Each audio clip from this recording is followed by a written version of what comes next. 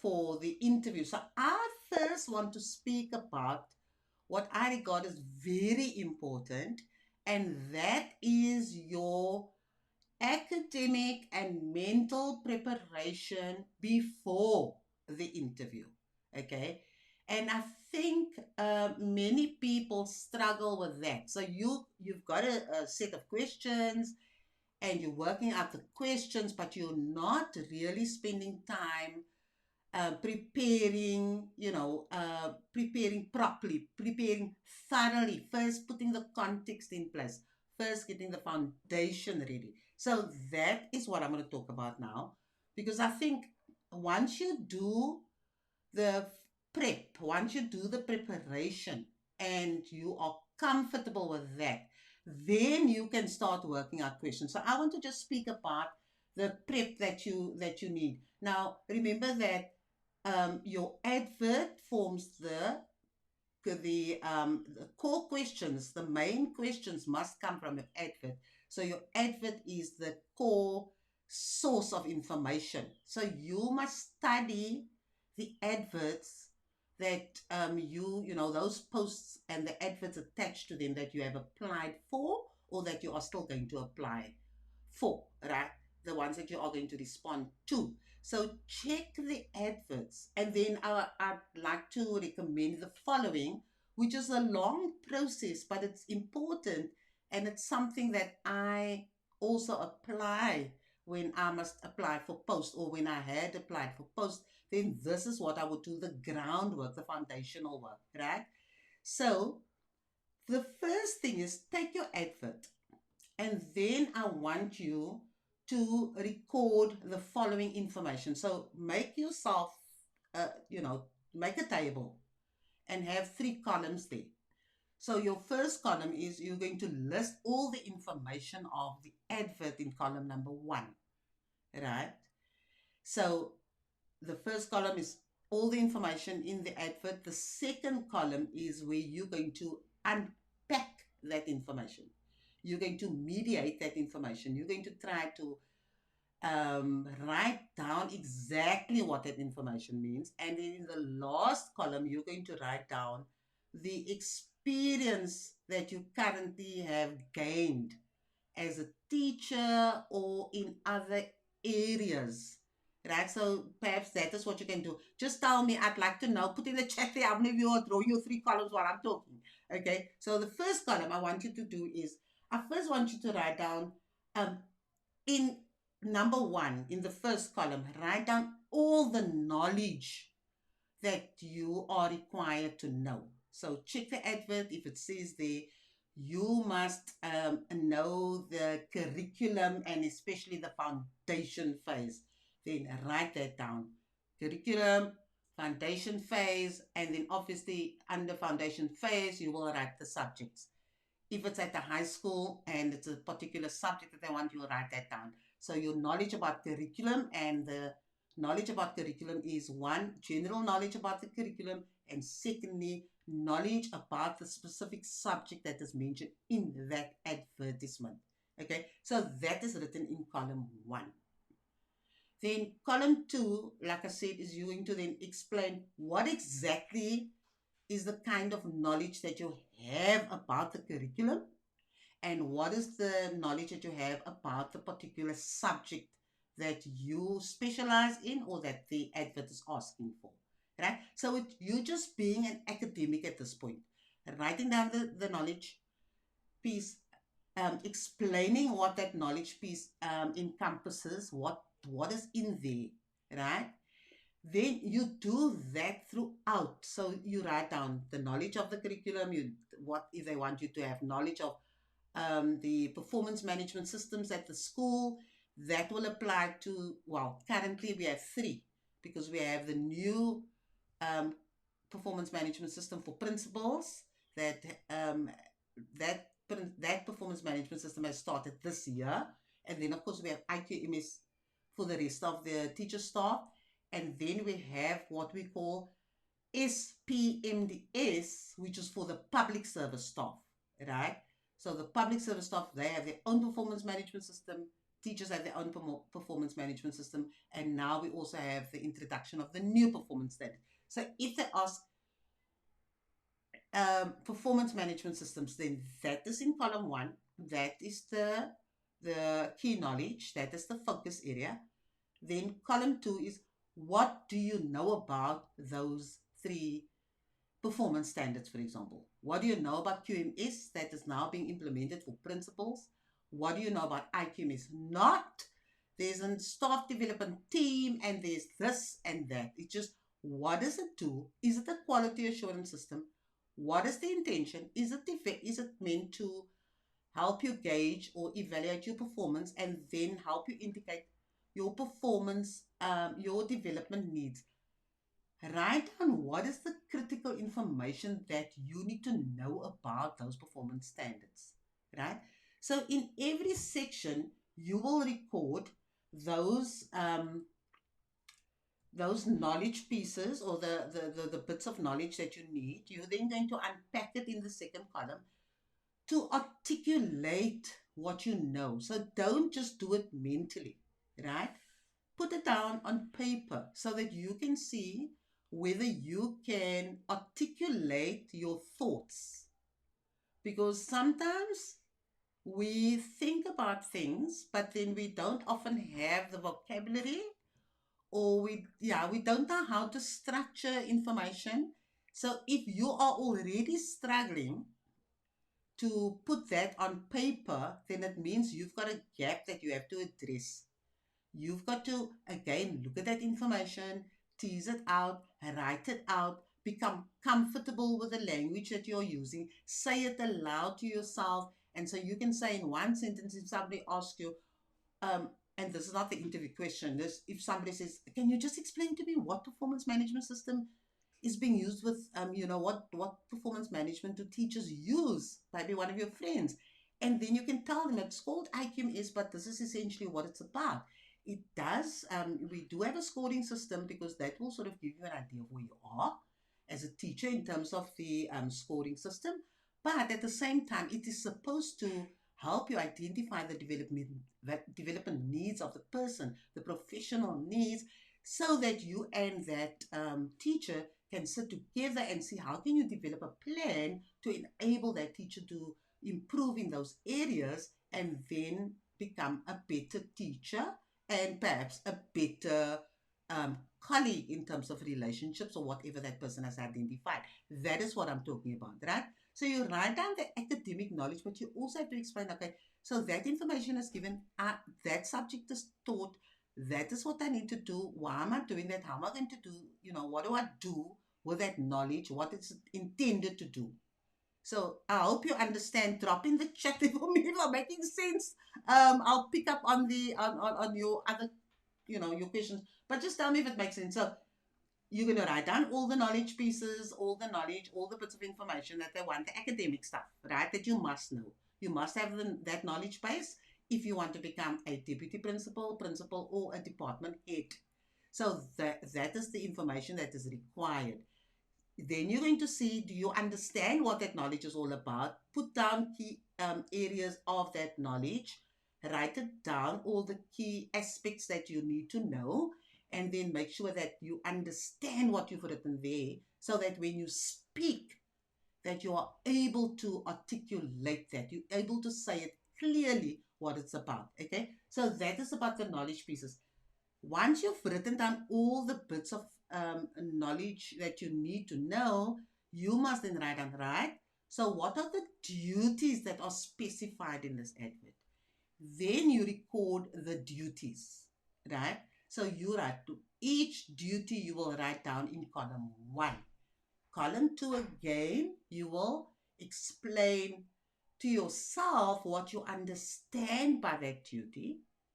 And you will also then, you know, find words to express it in such a way that you understand the formal term, but you will also be able to use whatever term is there, but you have synonyms. You have other words that you can also use to explain the same concept.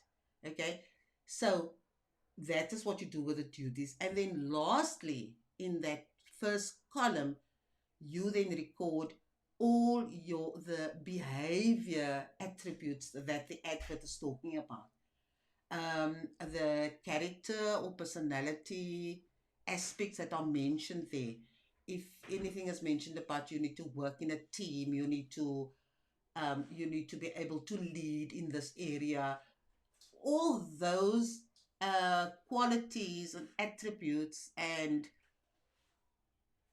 personality traits that you record one below the other, because in the second column you're going to again say what is meant by that, right? What do they mean by leadership? What do they mean by collaboration? What do they mean if you want to must be in partnership? Unpack that for you in the language that you understand, so that the whole idea is for you to get used to the concept and get used to being able to explain what it means. And I think that sometimes is a barrier, right? And then in column three, like I said, you then going to list the kinds of experiences that you currently have. So if you say, if the advert asked you about you should be able to work in a team, then in column three, remember column three is now a record of your experiences. Then in column three, you will then, you know, sort of get your brain to work and then think about examples of when were you in a team, um, what did you guys have to do in that, when you were when you're working as a team, or when you had to work as a team? What did you do when you were working together? How did you respond? Were you the head of that team? Were you the leader of that team? What did you do to help everybody work together as a team? How did you motivate them? What information did you have to give them? What kind of monitoring and evaluation did you have to do? What kind of introspection did you have to do? What kind of reflection did the whole group have to do? What did you achieve? What did you not achieve? See, it's quite a bit of information, but you need to record that. So even if you were responsible, and I'm really talking off the top of my head here, let's say you had to, you in charge of making sure that um, all the learners must get their meals every day, right? That means that you are responsible for a team. So who's in the team, right? Is it teachers, parents, even your deputy principals, or the seniors in the team? You are now the leader. So what do you have to do?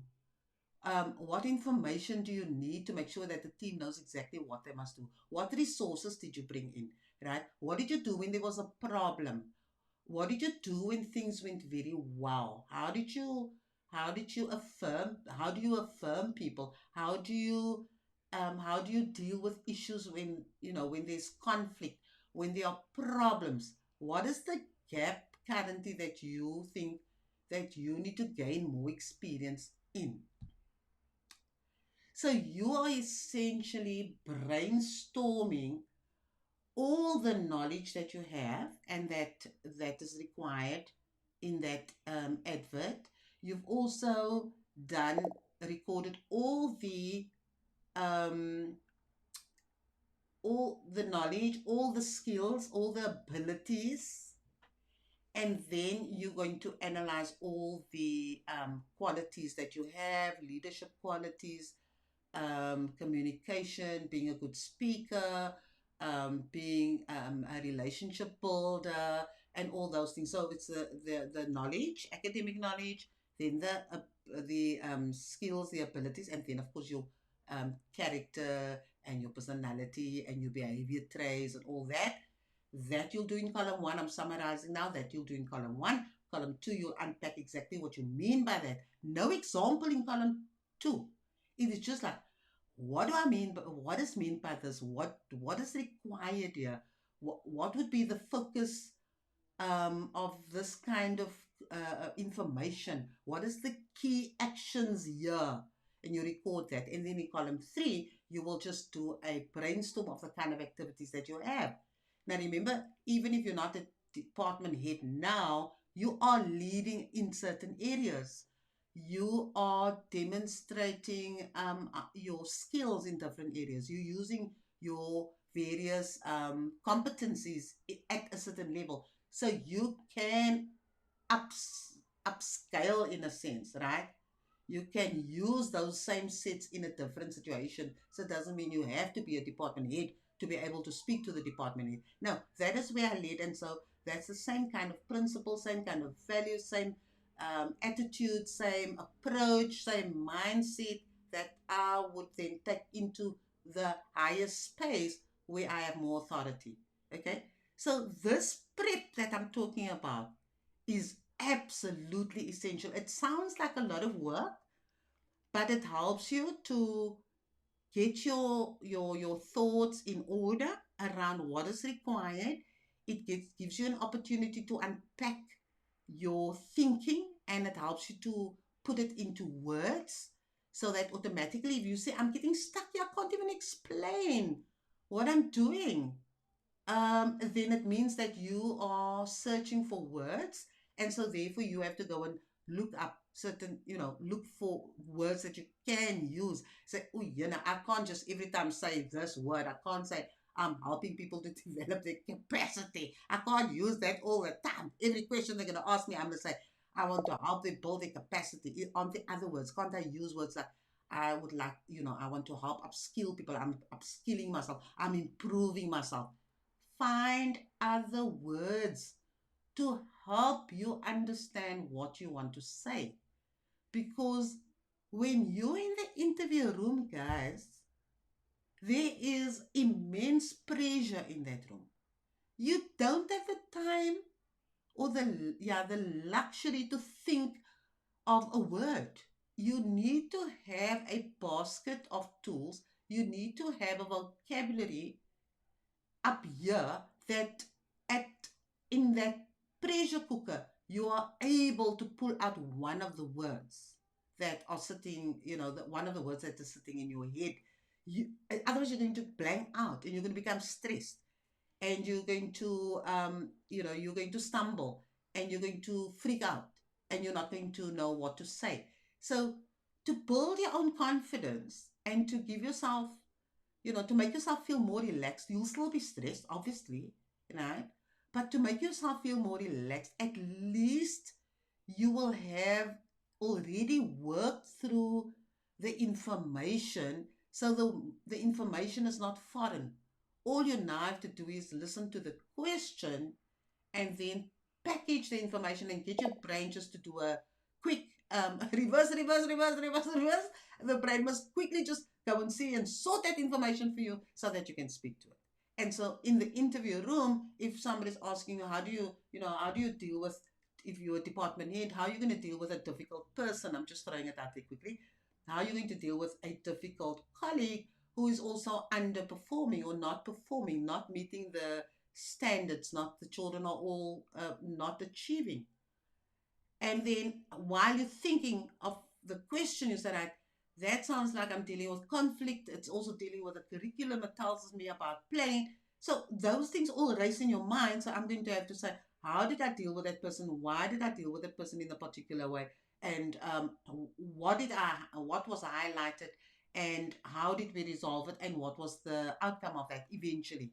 Okay. So being able to talk, you will have to think all those things, and then while you're sitting in the interview room, you don't have to start immediately because you might freeze up. So you can say, so that, you know, so the question you're asking me how I deal with colleagues who are difficult and who also don't do justice to the children and the curriculum. So you can either use the same words that the interviewer is using, or you can slightly rephrase. And while you're saying that because you want to just give your brain time to just bring the other points right there to you, you know.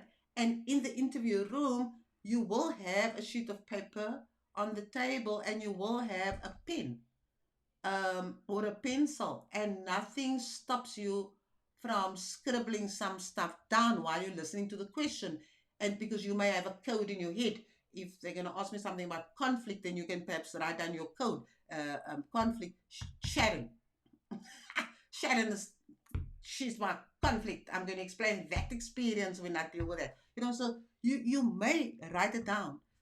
What is not advised when you're in the interview room is not to go and listen to the question and then you start writing down your answer on the page while the panel is waiting for you, and then afterwards you want to respond. Now, remember, you are applying for a promotion post. All leaders must be able to talk, even if you are put on a spot. You must get moving. So you can't sit there and say, like, I need time. What you going to do if you come into the staff room and somebody asks you a question? Are you going to stand there and say, I'm just going to need time to think about what you've said now so that I can respond? No. You're going to have to call on your knowledge base, your experience base, and everything else to be able to give a response. Okay? Yeah. So, in sum, before I move to the next part, I just want you to just drop in the chat and just give me some idea of how it's going now. And then I'll speak about the actual interview techniques, the questions that could possibly be asked, and then we can wrap up, right? So just drop in the chat here, whether that makes sense, that you do all the brainstorming prior to even thinking of questions, because then you're going to block your brain. You're just going to be fixated on the questions, right? I'm asking you to do your foundational work, just like you would do any prep work, just like you would build a house, just like you would prepare your classroom at the beginning of the year. You didn't start and just have a lesson. You made sure the benches are in order. You made sure that you put your charts up. You made sure that the room is welcoming. You made sure that the rules are somewhere and you're going to explain it to the children. So you did all your foundational work. You prepped your lessons. You've already recorded them. You know what you're going to do for the first week. So you've done all that prep work. And so when the kids come in, you can just start. The same with the interview. Do your foundational work. Spend a few hours doing that. It's time consuming, but you're going to tell me again, it's not a waste of time, because automatically you also help yourself. You'll find yourself talking in your staff room or with your friends and you just sound brilliant. And I'm like, what happened? It's because you've given yourself to think, you've given yourself time to articulate your thinking on paper, in words. And so when you speak, you don't have to say every time, you know what I mean, you know what I mean, right? You know what people do when they talk to you. Then they don't have the vocabulary, they can't think of, they can't structure their thoughts, and then they use that cop out. I call it a cop out, and it is a cop out. So you say, you know what I mean? No, I don't know what you mean. Can you please explain what you mean? And they say, no, you do know. You're just being difficult. And it's because people have a lack of expressing themselves and not listening to their inner voices and writing down and listening to their thoughts and writing it down and say, do I actually understand what I'm thinking? Can I express it in words? So that is the prep that I'm talking about. And so Wesley, people like you, it's like, and everybody else, but because you raised it, that is what sometimes makes us even more nervous, because we're going in there and we say, we wonder, what do they think? What do they want to hear? And I will address that part now. But the point is, you must first feel comfortable. Your nerves must be because of the situation, because it is abnormal. So you're going in there, there's going to be a panel, only one of you. And so psychologically, you are going to feel exposed and stressed. And so you cannot go in there with a deficient vocabulary. You cannot go in there with a limited vocabulary. You cannot go in there without having studied what the advert says so that you can respond fully to it. Okay? Yeah. Okay, I'm gonna stop right there and I'm just check who came into the house, who came to join us, and hear what you guys have to say. Sorry, I see my daughter. I think she wants to hear about interviews. Yeah, my daughter says, Sasha says, hi mommy. Hi Sash. She's in the other room. Thanks for popping in, Sash. And then of course the whole is here. Let me see what other people are saying first. Let me see where I stopped. I said hi to Walter, to Theola, Althea. Hi, Althea. Lovely woman. Thanks for being here. And she's so excited for the session. Yes, give me some feedback afterwards, ne? To say what the session was like. But first, focus on what I've just spoken about now, about the preparatory work that you must do prior to the interview. It's like studying for an exam, guys. It's that much. Okay. Lance says, looking forward. Okay, I did speak to Lance, yes. And Wesley, I greeted you. I greeted Nicole. Farana, I greeted you. Nicole is here. Hi, Nicole. And Janine is here, my successor. Hi, Janine. I hope you're enjoying your job. Janine is greeting the two of us. Janine, there's the rest of the people here in the house as well. You must say hi to all of them. And Majdi says, I had a CV thrown out. Any tips on how to respond to advert adequately? Tips on marketing? Yes. Majdi, I'm going to get back to you. Let me just greet the others quickly. Nastasha's here. Hi, Nastasha. And then Walter's giving us some advice. I'm going to get back to your long advice. Walter, Theola's saying interviews are terrifying. Agreed. Agreed, Theola. That is why I am advising you to do your um, prep, your interview preparation, which includes what I spoke about. You see, I checked the internet. I went on the internet to see, did anybody come up with more useful advice to people who go to interviews, right? And I must say, everybody just cutting and pasting, copying and pasting. And so everybody's asking questions like, um, okay, there is that common question, tell me about yourself. Now, that question is useful because the idea is just to get you to relax in the interview. And so they ask questions, but you sitting on this side and you think, oh my Lord, what must I tell them about myself? Right? And so, and in many cases, especially in education, that question is not scored.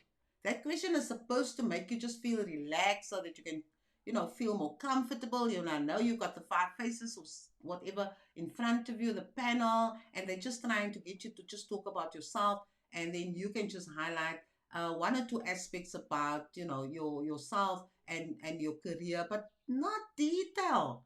And it's just something that you want to share at that point. But it's usually in the education sector, it's usually not a question that is scored. It's usually just to help people unwind. So, Theola, get that. Rosia, hi Rosia, lovely to have you here. Welcome to School Corridor. And Rosia says, Theola, I missed this now because I was busy with you. So Theola is like a real dragon, eh? Slave driver. Yes, Rosie, but now you can follow us. I agree with you. It's freaking terrifying. And then Rushana's here. Hi, Rushana. Lovely to have you here again. Our deputy principal.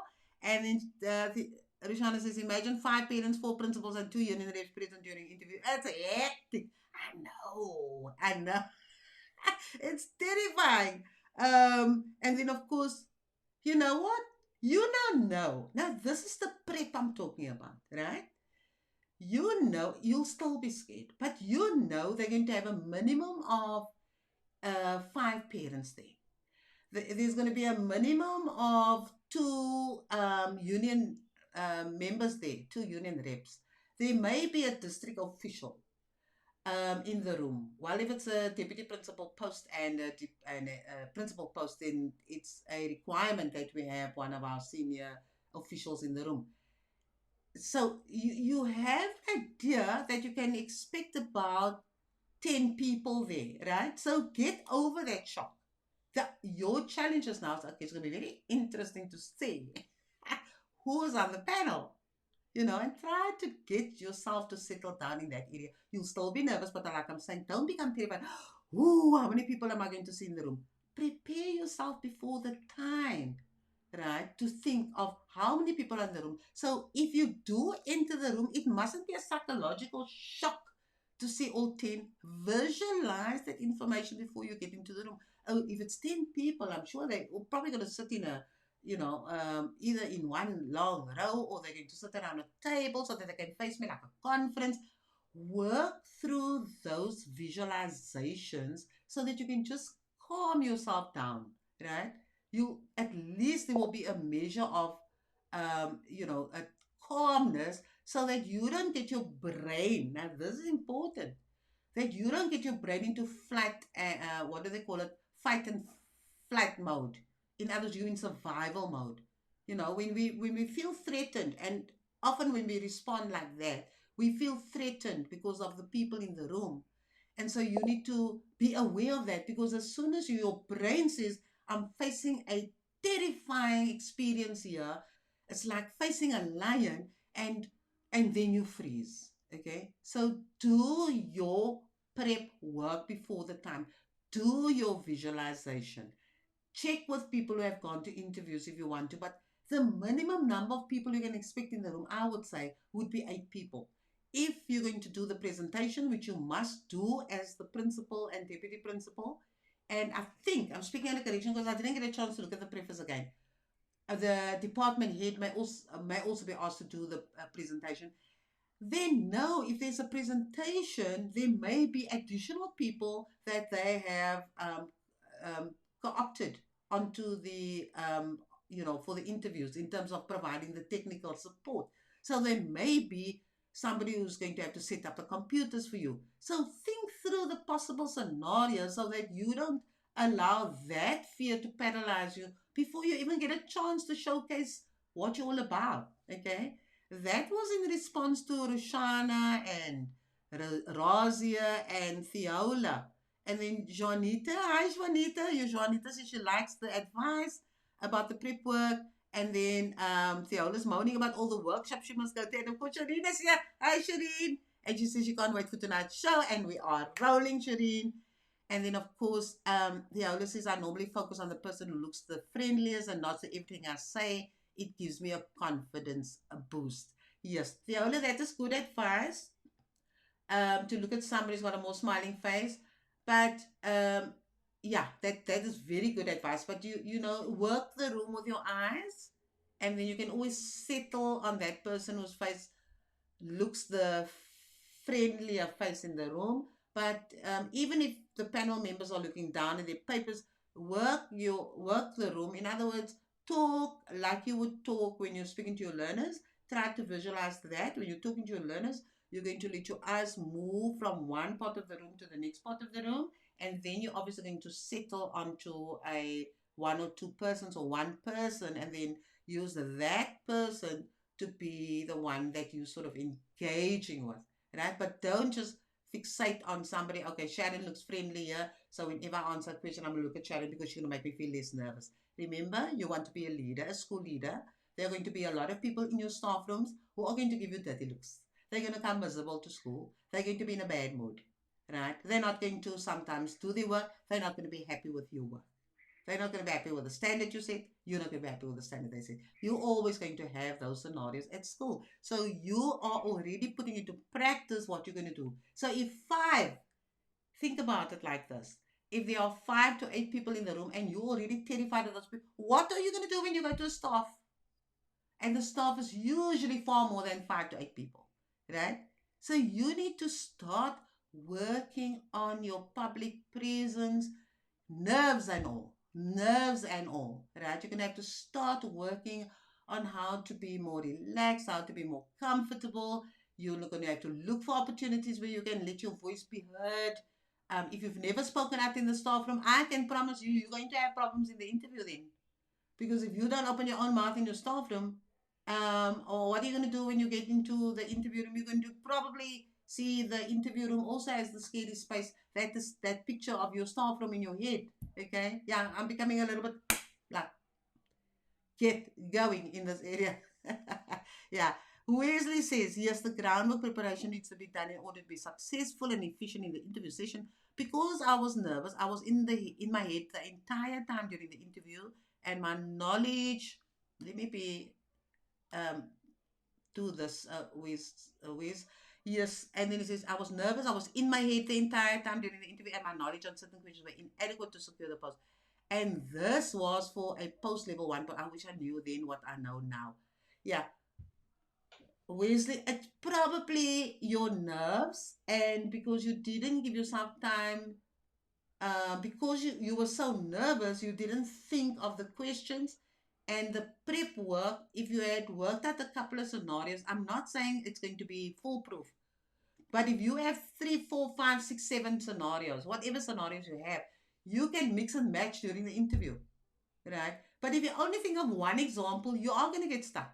But if you got three, four, five, five, quite a few examples, and if you use this example here now, the other example is just as strong, you can use that example. Or you can say, as I explained in the other question, when I use that scenario fits in here beautifully because this, that, and the other is what happened, right? So thanks, Wesley, for that honesty and for that lovely comment there. And then anybody else? Okay, let me see what Walter is saying.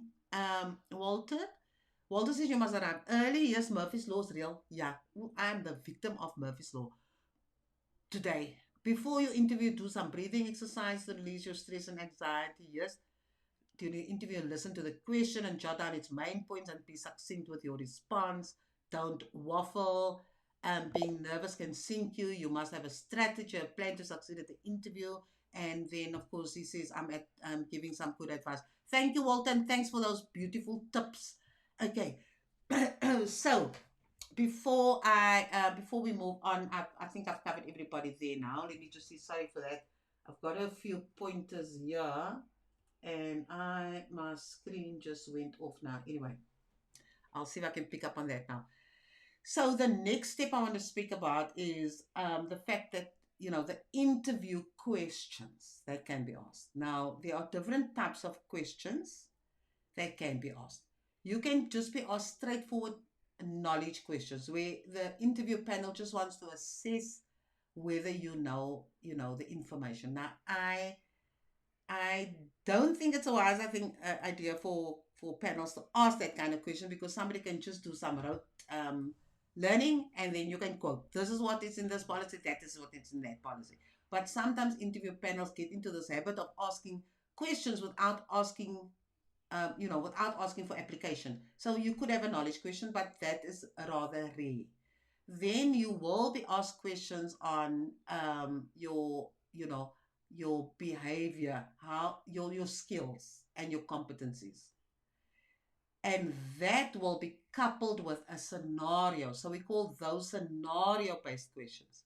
So usually if the question is about your knowledge and application of the curriculum, then the interview panel may very well ask you a question where they will try and contextualize that. So they'll say, for example, tell us how you would teach um, this concept in maths to a grade 3 class. How would you deal with this? Just give us all the main points. And so and then you'll have to explain how you're going to do it and what is your intention with giving that information, right? Or you'll get a question, and I think I used it earlier about the conflict situation. What happens if you're working with a difficult teacher and the teacher's poor performing or underperforming, or the teacher stays absent, whatever. Depends on even the absentee part. They may just park that part. Just say the teacher's underperforming in terms of teaching and learning, not delivering the standard that is required, right? So there you have a certain scenario. It has to do with the curriculum. So you need to understand the curriculum is now being compromised. It is dealing with the children. The children's learning is being compromised. It is dealing with teacher compliance with the curriculum and teachers' responsibility in terms of their job description. So it's dealing with that, and it's dealing with conflict situations like that, right? And it's probably dealing with, it could be an attitude problem, it could be a knowledge gap problem, it could be a combination of a lack of knowledge, gaps in the person's knowledge, it could be a lack of pedagogy, a lack of how to teach. Can you see all those different things that come with that one question, right? So you'll get a scenario-based question, but can you see immediately it's asking the knowledge questions, asking about, it's also asking about you applying your skills and your competencies to deal with that situation. Then it's also talking about attitude and personality issues, character trait issues, and it's talking about how you deal with certain situations. Okay, so those scenario questions are usually packed, jam-packed, and the scenario is just sketched for you. So just like I tried to just quickly unpack what is probably coming through in that question, that is what is supposed to be running in your head. Oh, this sounds like it. I can hear the curriculum is being challenged. It's definitely an issue of non-compliance. It's an issue of teachers not doing their job, and then what must I do? So those questions, while the question is coming to you, those are all the things that's running through your head, because you have done that initial prep, that detailed prep. So it's now a matter of what aspects are you going to give to show them that this was the situation at the school, this is what was happening, this is the action that you took to deal with the situation, and this was the result, this was the outcome, whether it was good or whether it was bad. If it was good, up to what point was it good, and how did you continue intervening and supporting? Okay. And so what I'm essentially talking about is what the you'll see on the internet, they always advise, and I do that too because I have used that technique, is when you use the STAR technique. And I'm sure you heard about the STAR technique, right? So it's START. So those scenario questions, when you respond to them, you can use the STAR technique. In other words, S is for the scene.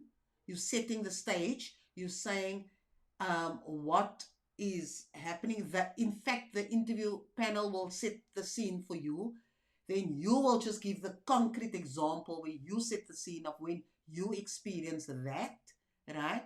And so the scene, and you set the task. In other words, you'll say, this is actually the example I'm going to use. So that will cover the scene and the actual um, event or the issue, the task, the actual issue that took place, right? And then once you've done that and say, this is the example that I would like to use, and then the action, the A is for action. In others, what did you do? What was the conflict areas? What did the person do? What were you expecting? And then what action did you take to resolve that, right? And so the action, you will explain that, and then of course you will explain the result. What was the outcome? What successes?